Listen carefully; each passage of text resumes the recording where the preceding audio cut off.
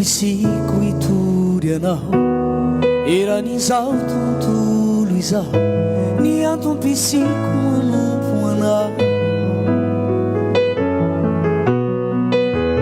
Iatanорako atokako, anambarako teny soa amin'ireo rerakampo,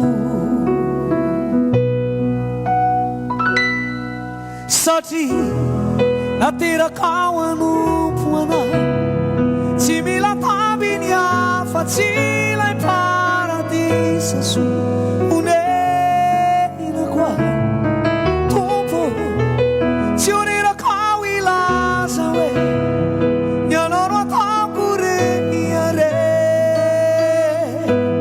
na iza le ny antom-pisiko anompo anao.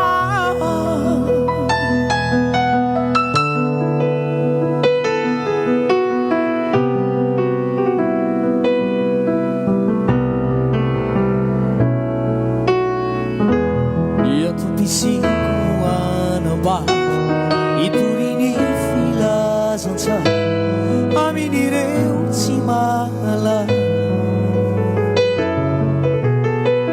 volamina toam-poko ny asanao, arena tsy foko ny asanao, ny antom-pisiko de ianao,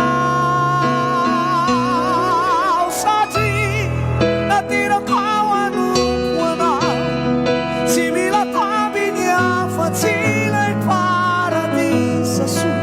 Onenako aho tompo, tsy ho reraka ao ilaza hoe ianao no ataoko reniare, na iza le ny antom-pisiko anompo anao.